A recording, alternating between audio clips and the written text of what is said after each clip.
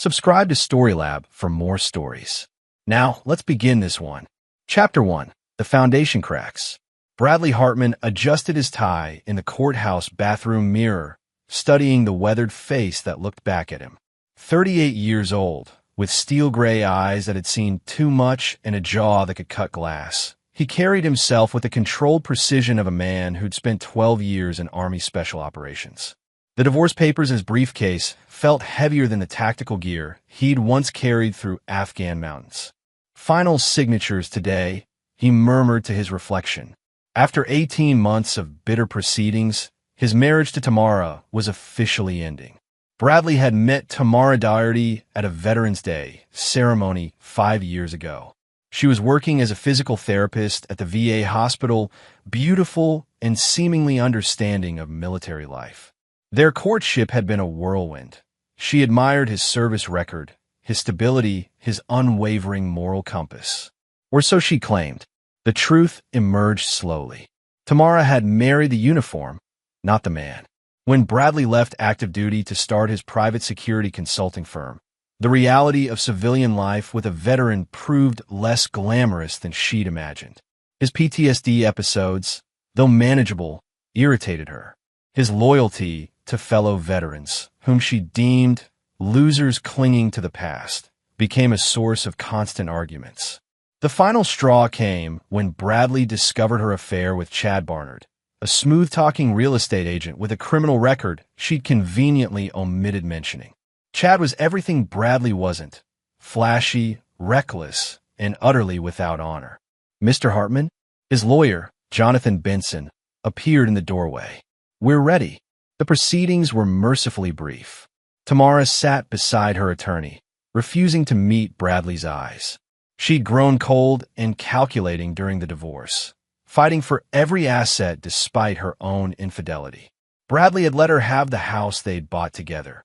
He wanted nothing tainted by her betrayal. "The dissolution is final," Judge Walter Randall announced. "Mr. Hartman, Mrs. Hartman, you're free to go." Outside the courthouse, Bradley walked to his truck while Tamara climbed into a red Mustang convertible where Chad waited, engine running. The man wore gold chains and a smirk that made Bradley's fists itch. Chad revved the engine unnecessarily as they pulled away, leaving tire marks on the courthouse steps. Bradley drove to his new apartment, a Spartan but functional space across town. On the kitchen table sat a single box containing his most precious possessions, his military decorations, including a Bronze Star and Purple Heart, his dress uniform, and photos from his deployments. These were the remnants of the man he'd been before Tamara had systematically tried to destroy his self-respect. His phone buzzed with a text from his son, Tyler Hartman. At 16, Tyler was the only good thing to come from his marriage to Tamara. The boy was spending the weekend with his mother, as per the custody arrangement. "Dad, something weird happened."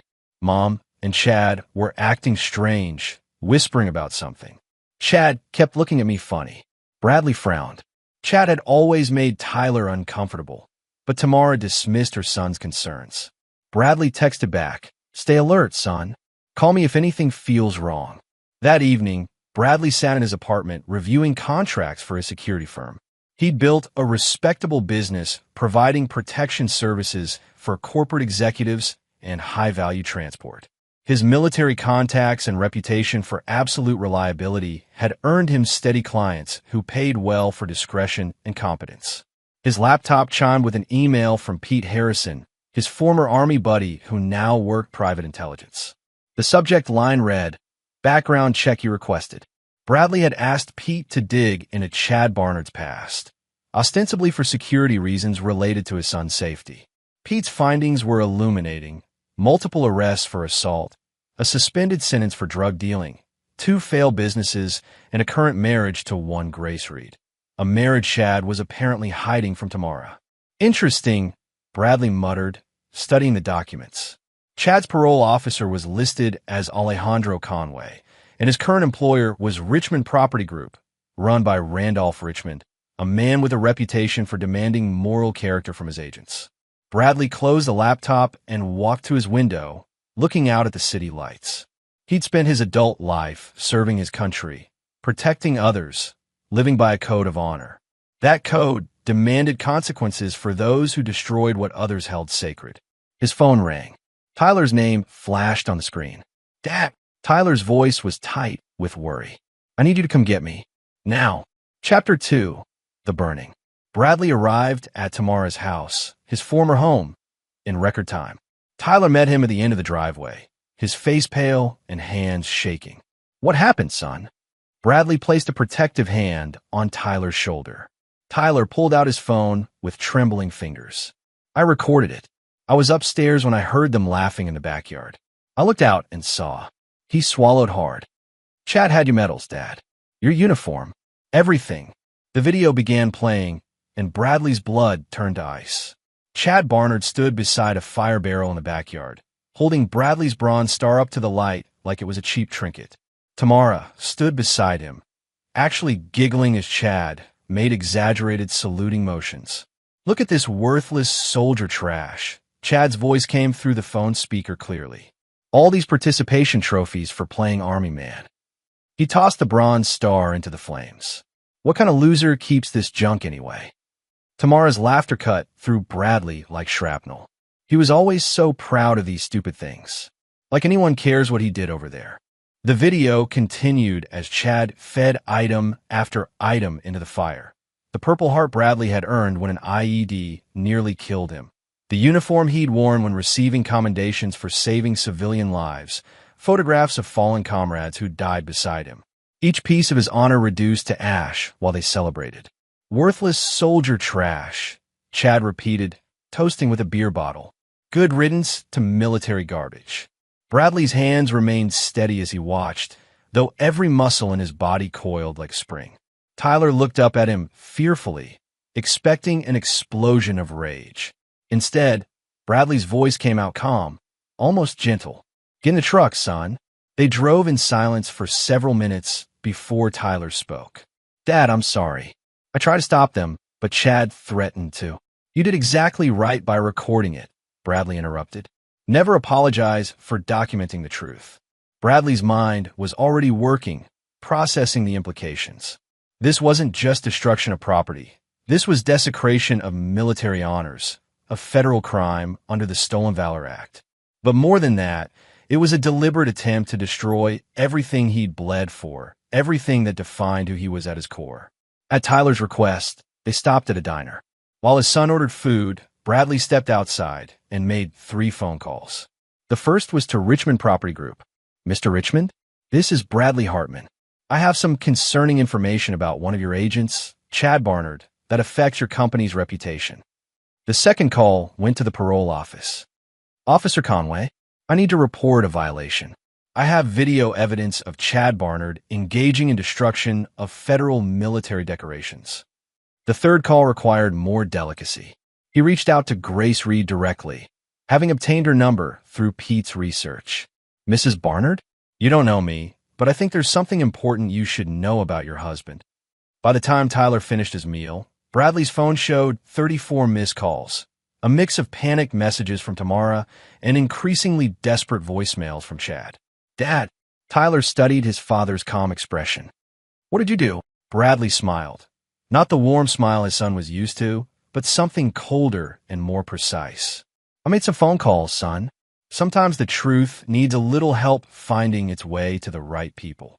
They drove back to Bradley's apartment, where he began researching Chad Barnard with a methodical thoroughness he'd once applied to enemy targets.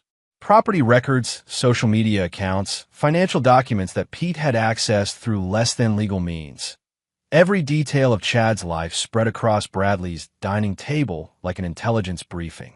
Are you planning something bad, Dad? Tyler asked from the couch, where he was doing homework. I'm planning something necessary, Bradley replied without looking up. There's a difference. As midnight approached, Bradley's phone finally stopped ringing. The silence felt ominous, like the calm before an artillery barrage. He knew Tamara and Chad were somewhere right now, likely arguing, trying to figure out how their private moment of cruelty had spiraled into a crisis. Bradley opened his laptop and began typing. If they wanted to destroy his past, he'd give them a detailed introduction to their future. Chapter 3, Intelligence Gathering. The next morning brought a knock at Bradley's door. Through the peephole, He saw Tamara standing in the hallway, her makeup smeared and eyes red from crying. He opened the door, but didn't invite her in. "You bastard," she hissed. "You destroyed everything." "I made some phone calls," Bradley replied evenly. The truth has a way of spreading once it gets loose. Tamara's composure cracked completely. Chad lost his job. His parole officer is threatening to revoke his parole. His wife is filing for divorce and taking everything. His wife. Bradley raised an eyebrow with mock surprise. "I thought you were his girlfriend." How awkward that must have been to discover. The revelation hit Tamara like a physical blow. "What are you talking about?" Bradley pulled out his phone and showed her Pete's research file. Chad Barnard, married to Grace Reed for 3 years. Owns a house together in Riverside. 2 kids, though they're actually hers from a previous marriage. He scrolled through photos. Beautiful family. I'm sure she was shocked to learn about his other relationship. Tamara stared at the screen, her face cycling through disbelief, rage, and devastation. "You're lying. Call Grace yourself." I'm sure she'd love to compare notes about Chad's character. Bradley's voice held no sympathy, though she might be busy with divorce attorneys right now. "I'll take you to court." Tamara screamed. "Harassment? Stalking? With what evidence?" Bradley stepped closer, and his presence filled the doorway. "I called his employer to report concerns about an agent's criminal conduct. That's civic responsibility. I reported a parole violation to the appropriate authorities. That's following the law. I informed a woman that her husband was cheating on her. That's human decency." His voice dropped to a whisper. "Everything I did was perfectly legal, Tamara. Can you say the same about burning military decorations?" She fled without another word. Bradley spent the day expanding his intelligence operation. Pete had provided extensive files, but Bradley needed real-time information. He parked outside Chad apartment complex, photographing everyone who came and went. Through military-grade binoculars, he observed Chad pacing inside the unit, making frantic phone calls. His surveillance paid off when a black sedan pulled up and 2 men in suits got out. One was Alejandro Conway, Chad's parole officer. The other looked like law enforcement, probably federal, given the military decorations angle. Bradley watched them escort Chad outside, hands cuffed behind his back. That evening, Bradley received a call from his lawyer, Jonathan Benson. "Interesting development in your case. The DA's office wants to discuss federal charges related to destruction of military property. Apparently, someone provided them with video evidence." "How helpful of someone," Bradley replied. "What kind of charges?" "Destruction of military decorations carries a federal penalty of up to 6 months imprisonment and substantial fines. Combined with his parole violation, Chad Barnard is looking at serious time." Bradley felt a grim satisfaction. And Tamara, as his accomplice in the destruction, she could face charges too. But there's something else. The DA received additional evidence today. Financial records suggesting Chad has been running some kind of scam through Richmond Property Group. This was unexpected. "What kind of scam?" "Looks like he's been taking deposits from potential renters for properties he doesn't actually control, then disappearing with the money. Small amounts from desperate people, students, single mothers, folks with bad credit. Classic predatory behavior." Bradley's jaw tightened. Chad wasn't just dishonorable. He was actively victimizing vulnerable people. The man deserved everything coming to him. "Jonathan, I want to hire you for another matter. There are victims of Chad's rental scam who probably can't afford legal representation. I want to fund a class action lawsuit against him." "That could be expensive, Bradley." "I've got the money. And more importantly, I've got the motivation." After hanging up, Bradley sat in his apartment planning his next moves. Chad was in custody, probably spending the night in a cell, but this was just the beginning. A man like Chad had other secrets, other vulnerabilities. Bradley opened his laptop and began researching everyone in Chad's orbit. His previous employers, his associates, his family members. The systematic approach he'd learned in military intelligence served him well. Every person was a potential source of information. Every relationship a possible leverage point. His phone buzzed with a text from Tyler. "Mom's been crying all day. She keeps asking about the video and whether you have copies." Bradley texted back. "The original video is safe. How are you holding up?" "I'm okay. Actually, I'm kind of proud of what you did. Chad was mean to me, and Mom never stood up for me against him. I love you, son. This will all work out. As midnight approached, Bradley received an unexpected call from a number he didn't recognize. Is this Bradley Hartman? The voice was female, tired. Speaking. This is Grace Reed, Chad Barnard's wife. Ex-wife, I guess. I wanted to thank you for calling me. Bradley sat up straighter. How are you holding up, Mrs. Reed? Better than I expected. Turns out I've been looking for an excuse to leave him for months. Finding out about his other girlfriend was almost a relief. She paused. The police came by today, asking about his business dealings. Apparently, he's been running some kind of rental scam. So I heard. I'm sorry you got caught up in this. Don't be. I should have known better than to marry a man on parole. Her voice hardened. But there's something else you should know. Chad's been bragging for weeks about putting some soldier boy in his place. He was planning something bigger than just burning your things. Bradley's blood chilled. What kind of something? I don't know details, but he mentioned your son and your business. He had photos of your office building, your client list somehow. I think he was planning to destroy more than just your medals. The line went quiet as Bradley processed this information. Chad hadn't just committed a crime of opportunity. He'd been planning a sustained campaign against Bradley's life. Mrs. Reed, would you be willing to testify about what Chad told you? Absolutely. That man destroyed 3 years of my life. If he was planning to hurt a child, she didn't finish the sentence. After ending the call, Bradley stared out his window at the city lights, his mind racing. Chad Barnard wasn't just a petty criminal who'd gotten carried away in a moment. He was a predator who'd specifically targeted Bradley and Tyler. The gloves were officially off. Chapter 4, The Network Revealed. Bradley woke before dawn and drove to Chad's apartment complex, parking in a different spot than the previous day. His military training had taught him the value of pattern disruption. Never become predictable when conducting surveillance. He was rewarded within an hour when a familiar face emerged from the building. Ricky Hancock, one of Chad's associates, carried a duffel bag and looked nervously around the parking lot before getting into a beat-up sedan. Bradley had spotted Ricky in Pete's intelligence files, another small-time criminal with connections to Chad's rental scam operation. Following at a distance, Bradley tailed Ricky to a storage unit facility across town. Through binoculars, he watched Ricky retrieve documents and cash from Unit 47, stuffing everything into the duffel bag. This was clearly their operational base. Bradley photographed everything, noting the storage facility's security camera positions and the unit number. When Ricky left, Bradley called the facility's management office. Hi, this is Detective Benson with the fraud unit. He lied smoothly, using his lawyer's name. We're investigating a rental scam and believe evidence might be stored in Unit 47. Can you tell me who rented that unit? That's Chad Barnard's unit. The manager replied helpfully. Paid 6 months in advance, cash. Real quiet tenant. Thank you.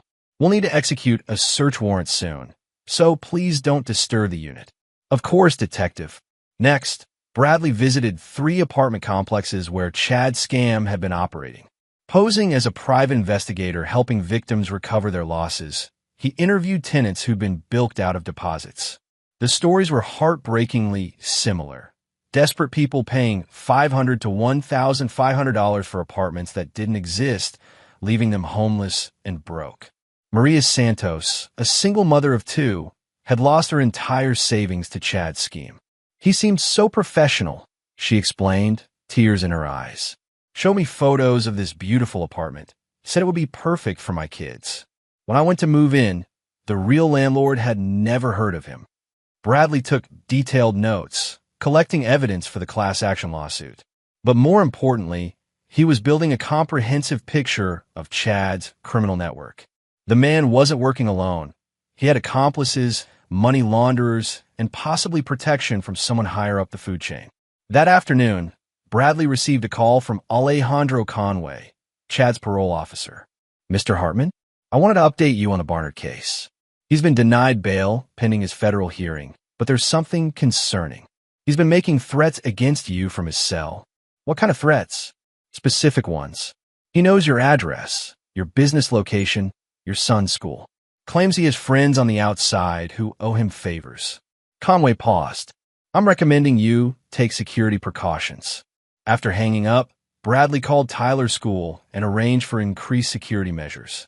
Then he contacted his business partner, Angelo Becker, a former Navy SEAL who helped run their security consulting firm. Angelo, we need to activate Protocol 7, Bradley said when his partner answered. Full defensive posture. Angelo's voice sharpened.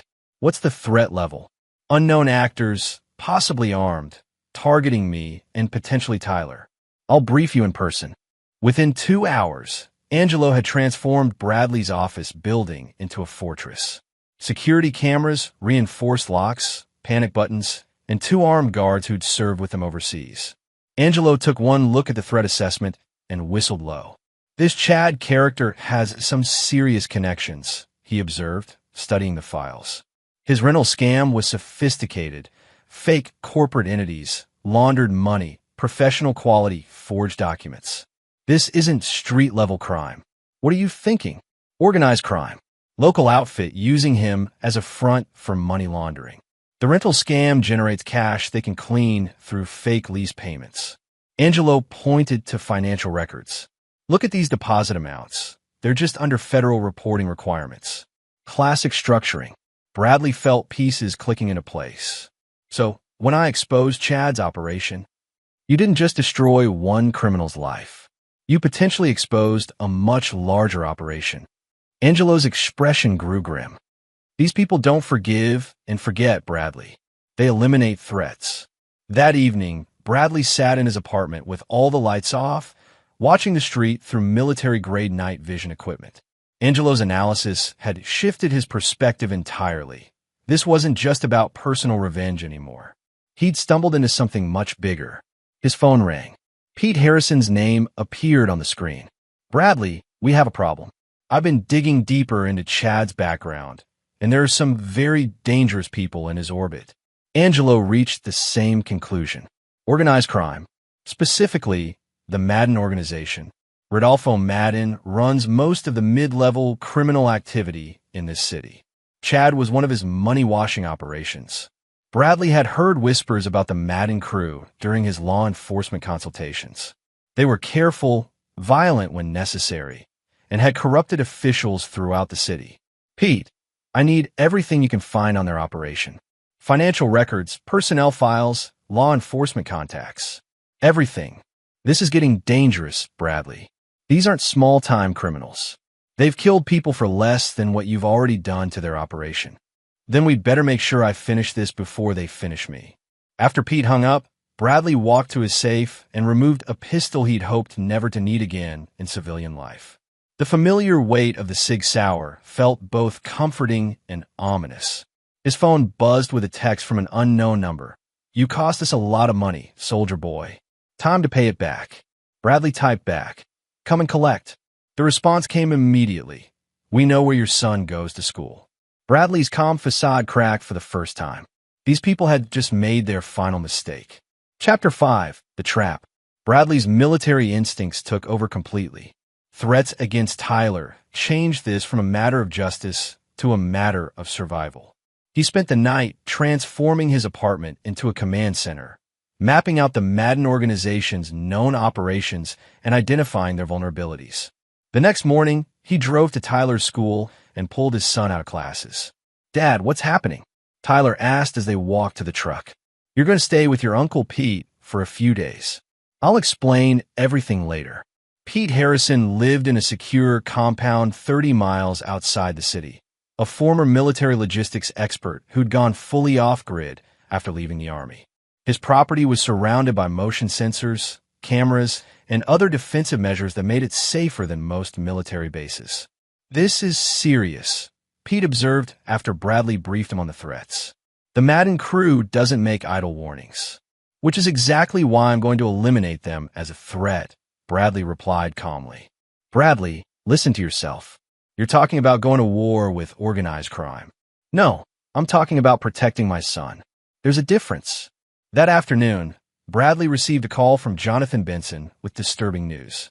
The federal prosecutor is dropping charges against Chad Barnard. Apparently, key evidence has gone missing from the police evidence room. What evidence? the video Tyler took, the financial records from the rental scam, everything that would have put Chad away for years. Jonathan's voice was tense. This isn't incompetence, Bradley. Someone with serious influence made this evidence disappear. Bradley felt cold rage building in his chest. The Madden organization had corrupted the system itself, making legal justice impossible, which meant he'd have to pursue a different kind of justice. Jonathan, I want you to prepare something for me. A full confession of everything I'm about to do, along with all the evidence we've gathered on Chad and the Madden organization. Put in a safety deposit box with instructions to release it to the media if anything happens to me or Tyler. Bradley, what are you planning? I'm planning to win. That evening, Bradley put his plan into motion. First, he called Ricky Hancock directly, using a number Pete had obtained through electronic surveillance. Ricky, this is Bradley Hartman. We need to meet. Are you insane? Do you know what you've done? The whole organization is looking for you, which is why we need to talk. I have a proposition that could save both our lives. They agreed to meet at a 24-hour diner on the highway. Bradley arrived early, choosing a booth with clear sight lines and multiple exits. Ricky showed up 20 minutes later, nervous and constantly checking his phone. You've got 5 minutes, Ricky said, sliding into the booth. The Madden organization is going to throw you under the bus, Bradley said without preamble. Chad's arrest exposed their money laundering operation. They need scapegoats, and you're expendable. You don't know what you're talking about. Bradley slid a manila envelope across the table. Financial records showing how they've been setting up fall guys for years. Look at page 3. That's the account they've been using to funnel your rental scam profits. Page 7 shows how they've structured it, so all the criminal liability falls on you and Chad. Ricky's hands shook as he read the documents. How did you get these? I have my sources. The question is, what are you going to do about it? What do you want? I want Rodolfo Madden's complete operation exposed. Client lists, financial records, corrupt officials on his payroll. Everything. Bradley's voice was deadly quiet. In exchange, I'll make sure you and your family disappear safely before the indictments come down. You're asking me to sign my own death warrant. Ricky, you're already dead. The only question is whether you take them down with you or die for nothing. Bradley left Ricky with the documents and a burner phone, giving him 24 hours to decide. He knew fear would ultimately win over loyalty. Men like Ricky always chose self-preservation when cornered. The next morning brought 2 significant developments. First, Chad Barnard was released from custody, all charges dropped. Second, Ricky called the burner phone. I'm in. Ricky's voice was barely a whisper. But I want guarantees. New identities for me and my sister. Relocation money. The works. Done. Meet me tonight at the storage facility. Bring everything. That afternoon, Bradley finalized his preparations. He'd rented a warehouse across town under a false identity, equipped it with recording equipment and secure internet connections. Angelo had provided tactical gear and backup personnel, 2 former special operations veterans who specialized in high-risk extractions. But first, Bradley had one more call to make. Tamara? It's Bradley. We need to talk. His ex-wife's voice was hoarse, probably from crying. If this is about pressing charges against me for the medals, this isn't about the medals anymore. Chad is out of jail, and he's made threats against Tyler. I need you to tell me everything about his associates, his business dealings, anywhere he might run if things get dangerous. I don't know anything about his business. Tamara, listen to me very carefully. The people Chad works for have threatened to hurt our son. This is not the time for lies or protecting him. If something happens to Tyler because you withheld information, the silence stretched for 30 seconds. Finally, Tamara spoke in a small voice. There's a warehouse on Industrial Avenue. Chad goes there for meetings with some very scary people. And there's a woman named Dora Cordova who handles money for them. That's all I know, I swear. Good. Now pack a bag and go stay with your sister in Portland. Don't tell anyone where you're going, and don't come back until I call you. Bradley, what are you going to do? What I should have done from the beginning. Chapter 6, The Reckoning Begins. The storage facility meeting went exactly as Bradley expected. Ricky arrived with boxes of documents, financial records, and recorded conversations that painted a comprehensive picture of the Madden organization's criminal empire. Money laundering, extortion, drug distribution, human trafficking. Their operations were vast and brutal. "This is enough to bring down the entire network," Angelo observed as they transferred the files to the warehouse. "FBI will be very interested in these federal crimes." "Which is exactly why we're not going to the FBI," Bradley replied. "Half these documents show corrupt federal agents on Madden's payroll." Instead, Bradley activated a network of contacts he'd built over years of security consulting. Investigative journalists who specialized in organized crime, federal prosecutors known for their integrity, international law enforcement agencies that operated outside local corruption. While Angelo and the team prepared the evidence packages, Bradley focused on the immediate threat. Chad Barnard was free and looking for revenge. Surveillance footage from around the city showed Chad meeting with known Madden enforcers, violent men who settled organizational disputes permanently. They were planning something big, probably an attack on Bradley's business or a direct assault on his apartment.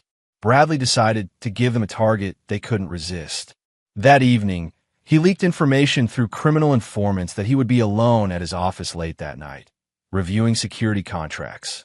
The building would be lightly guarded, with only one entrance monitored.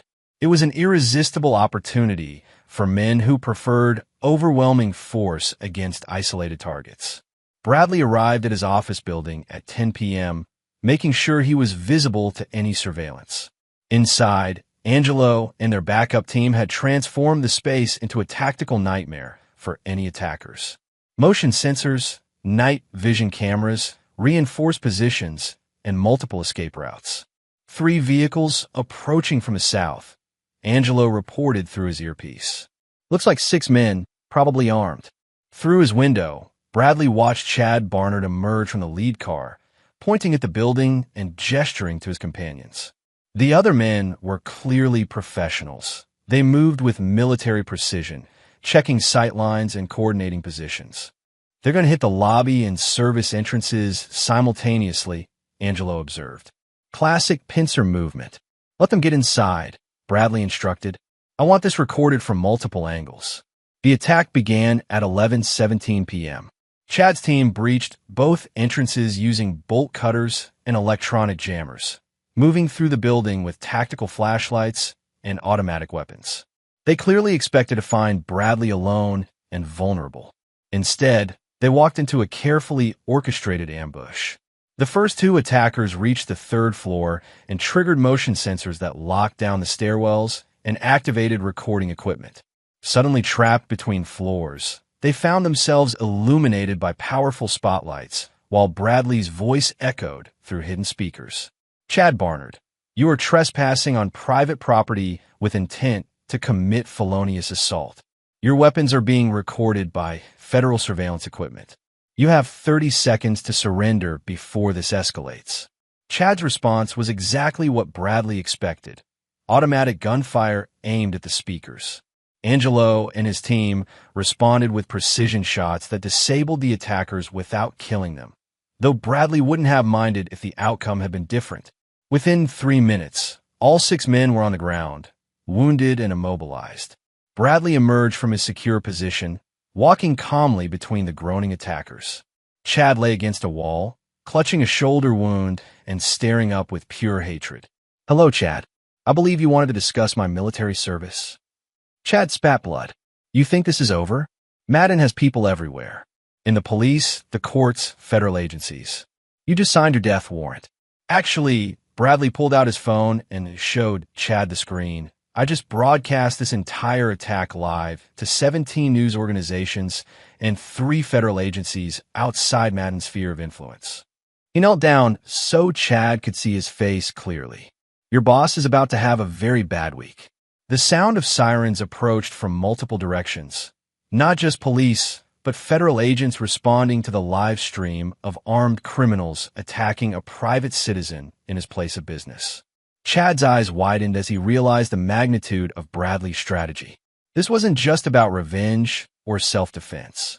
Bradley had orchestrated an elaborate sting operation that would expose the entire Madden organization while providing ironclad evidence of their criminal conspiracy. "You set us up," Chad whispered. "I gave you exactly what you deserved," Bradley replied.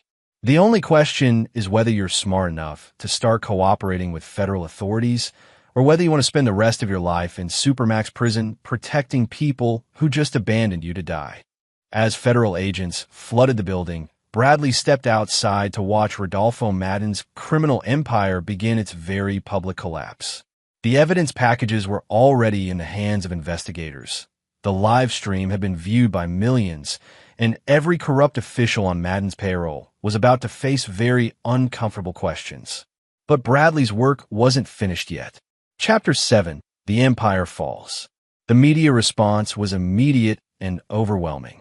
By morning, Bradley's live stream had been viewed over 10 million times, and major networks were running continuous coverage of what they called the Veteran Stand, a decorated soldier's dramatic defense against organized crime.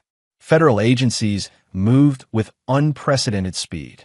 The FBI's Organized Crime Task Force executed simultaneous raids across the city, targeting every Madden operation identified in Ricky's documents.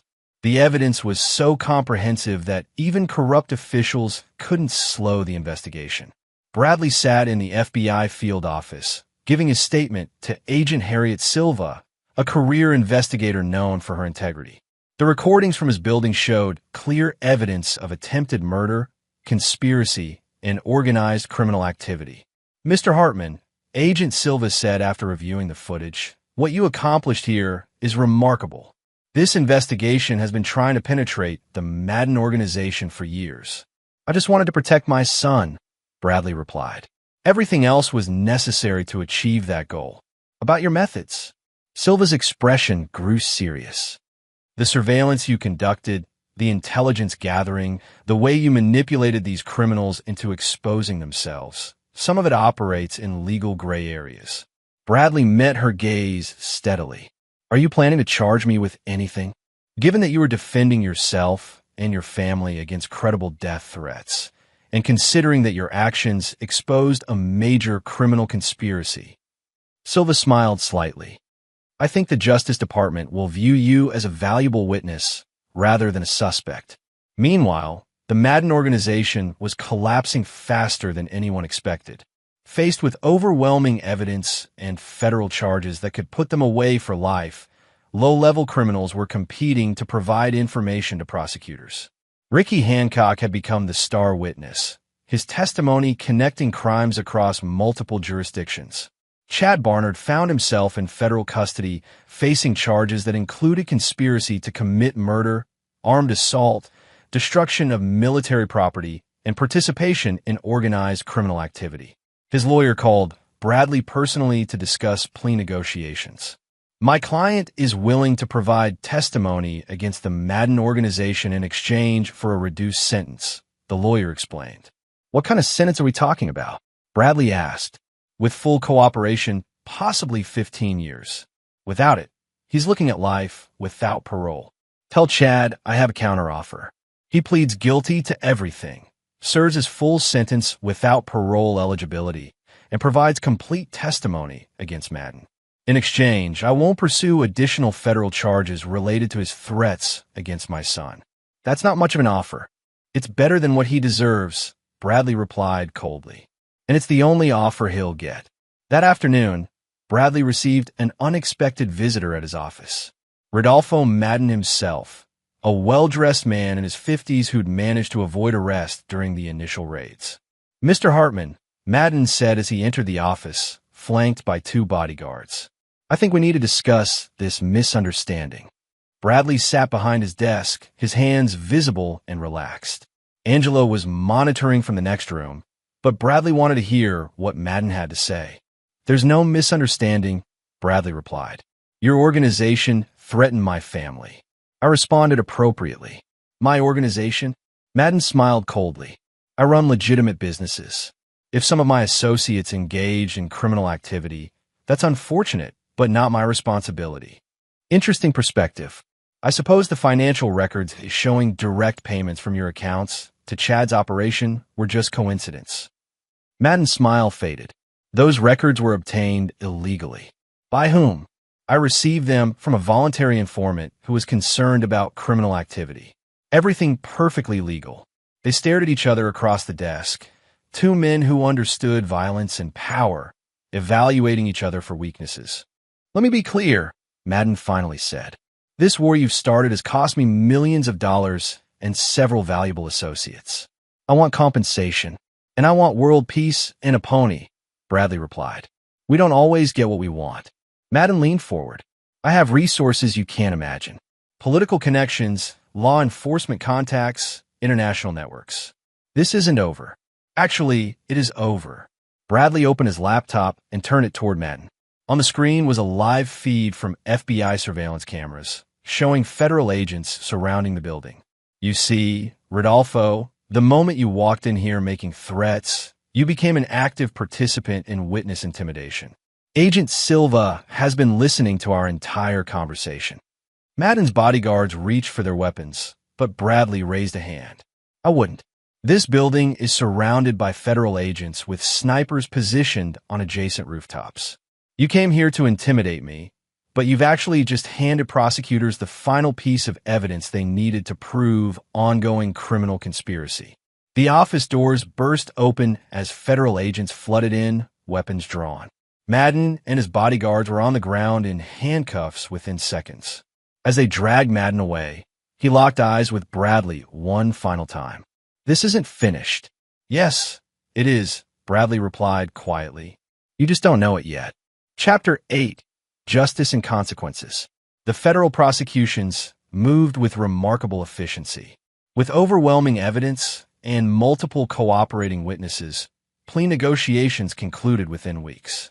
The Madden organization's leadership faced sentences ranging from 25 years to life in prison.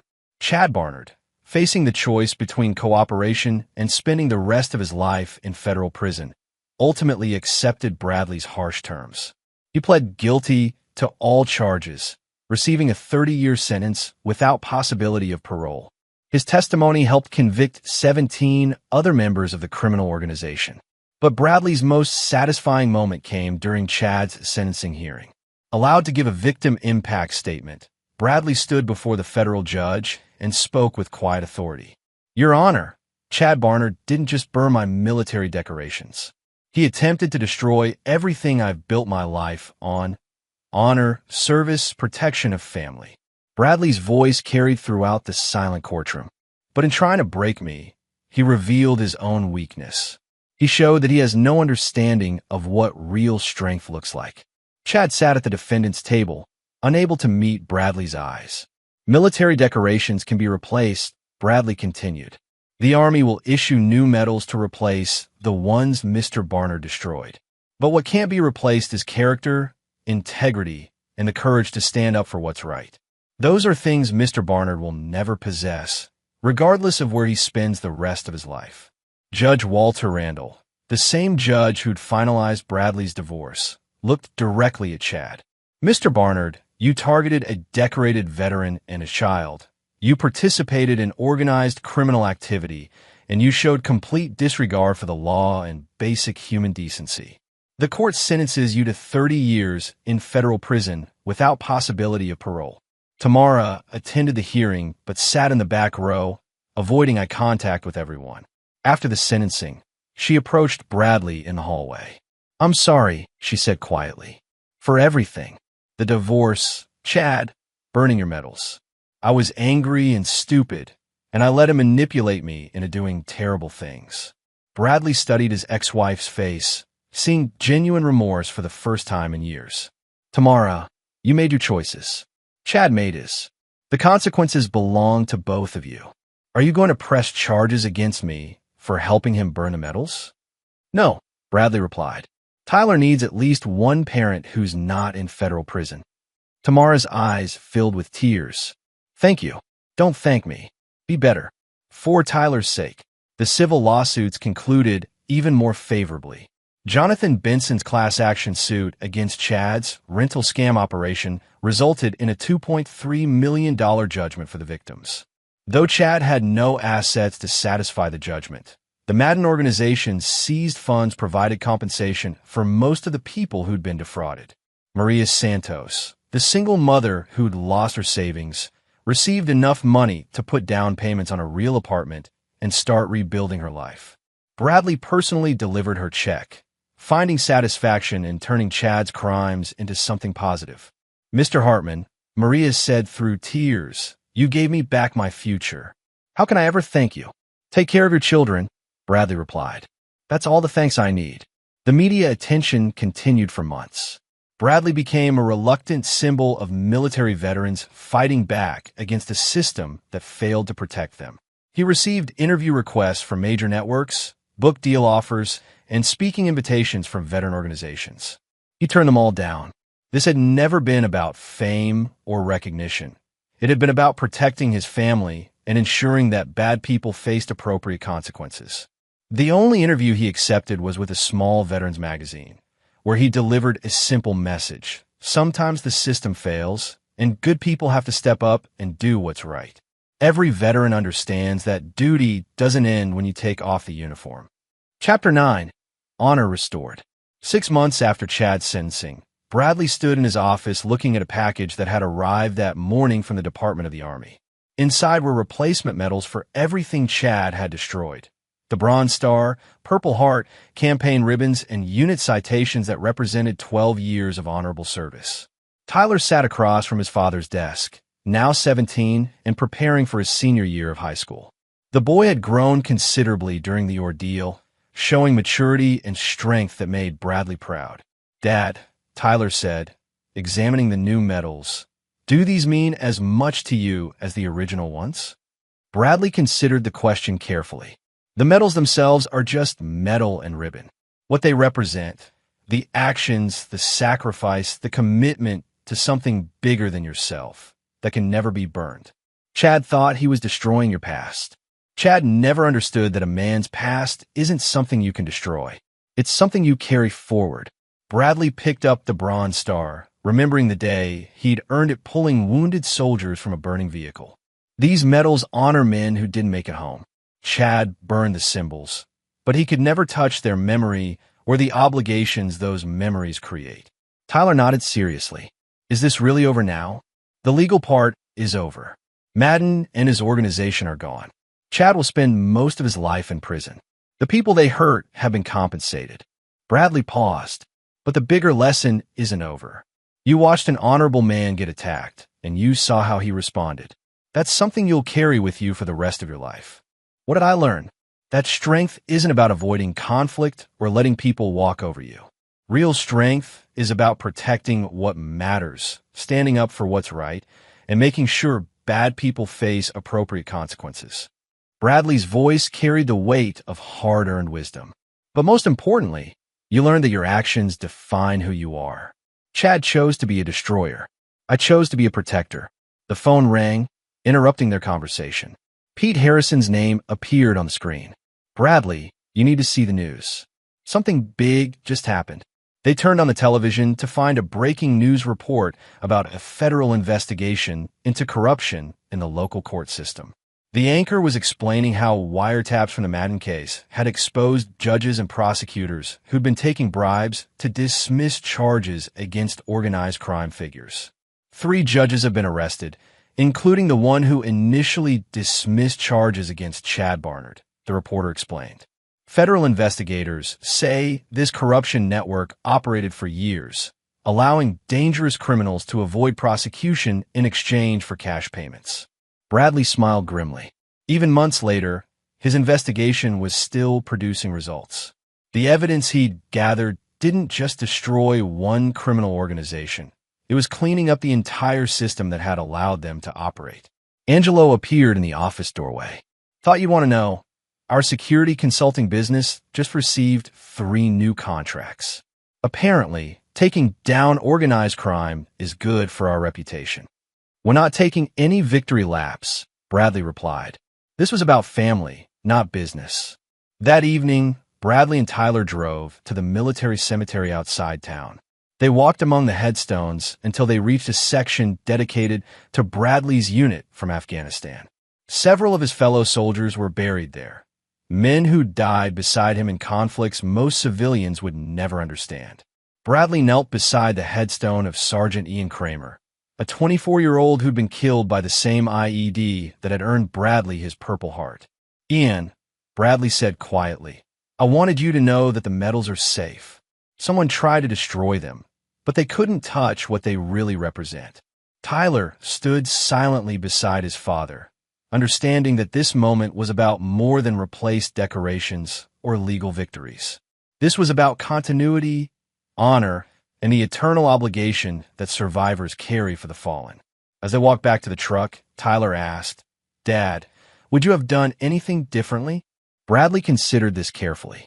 His response to Chad's attack had been methodical, overwhelming, and ultimately devastating to everyone who'd participated in or enabled the attack on his family. Some might call it excessive. Others might call it justice. Son, when someone threatens your family and everything you've built your life on, you respond with everything you have. You don't fight fair, you don't show mercy, and you don't stop until the threat is completely eliminated. Bradley's voice carried absolute certainty. The only thing I might have done differently is move faster. A year later, Bradley received a letter from Chad in federal prison.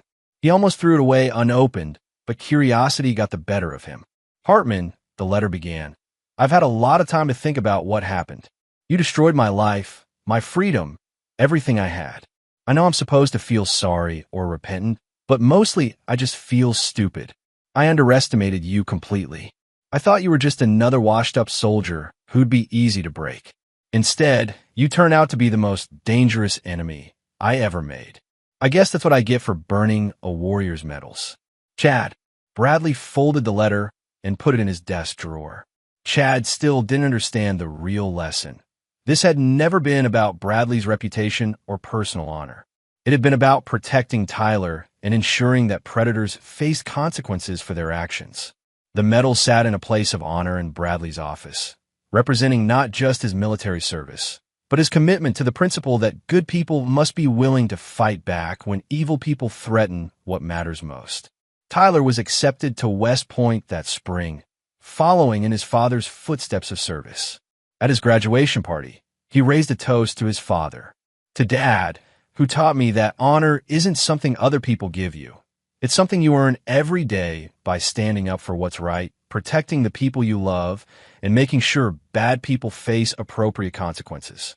Bradley raised his own glass, looking around at family and friends who'd supported him through the darkest period of his life.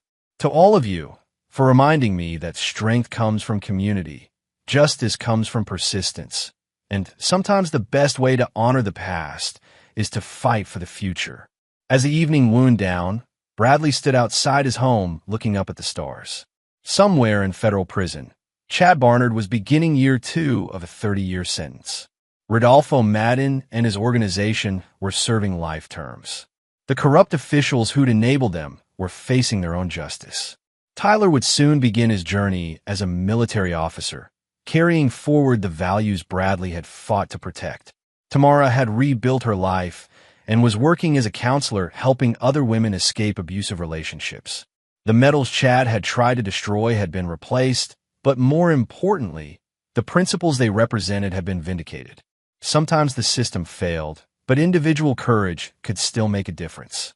Bradley Hartman, decorated veteran and devoted father, had faced the worst that dishonorable people could do to him, and he had emerged stronger, his family protected, and justice served. The war was over. Honor had been restored. And in the end, that was enough. This is where our story comes to an end. Share your thoughts in the comments section. Thanks for your precious time. If you enjoyed this story, then please make sure you subscribe to this channel. That would help me a lot.